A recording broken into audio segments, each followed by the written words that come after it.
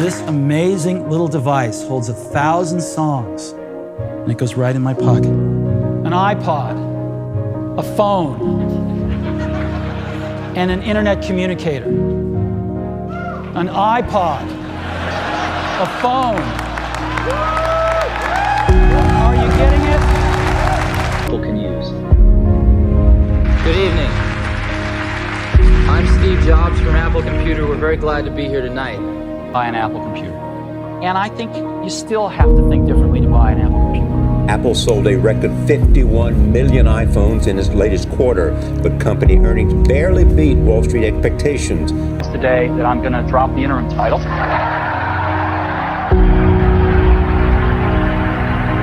It is to stand at the intersection of technology and humanity, and to make something for people that want to bring this into their lives and use it. And you can change it. You can influence it. You can build your own things that other people.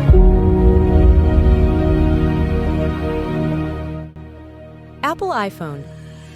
It's not just the best-selling gadget ever created. It's probably the most influential one, too. Do you ever wondered how they became a successful company?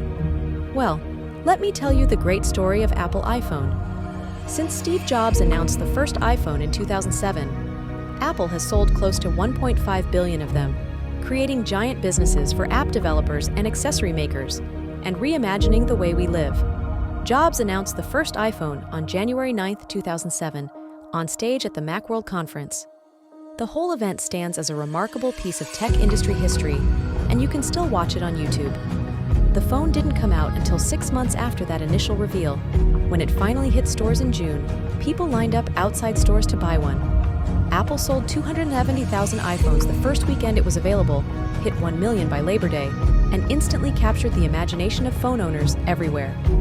The iPhone 3G, which came out a year later, may have been an even bigger deal. Apple's 2008 iPhone included support for 3G networks, which offered much faster access to email and web pages, and it came at a much lower price. The Apple developers immediately began building apps and games that changed the way we communicate, work, eat, and play. From there, the iPhone story is one of evolution, not revolution. Each year, Apple made the phone bigger and faster. Apple seemed to know the camera could be a smartphone's best feature. The iPhone 4, with its selfie camera and HD video recording. Ever since, Apple's cameras have been among the best in their class. In 2017, the 10th anniversary of that Macworld speech, Apple determined it was time to shake things up a bit with the iPhone. It released the iPhone 8 and 8 Plus, solid but unsurprising updates on the same theme that was already established. But it also tried something different, with the launch of the iPhone X. Despite its high price tag and speculation that the iPhone X's later ship date would impact sales, it sold respectably well. In 2018, Apple CEO Tim Cook said the X was the company's most popular device, sold every week since its launch in November 2017. The new iPhone XR, which shipped a bit later this fall, is Apple's attempt to appease customers who aren't happy that the iPhone's price keeps creeping upwards. The XR's display technology isn't as great, and its camera isn't quite as fancy, but it also costs a couple $100 less than the starting price of the iPhone XS. Apple's in a funny spot right now.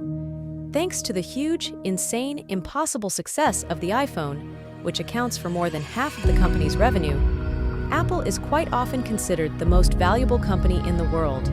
All of this just means that if Apple is going to stay on top, it needs to extract more value out of existing iPhone lovers, a strategy it has been aggressively pursuing.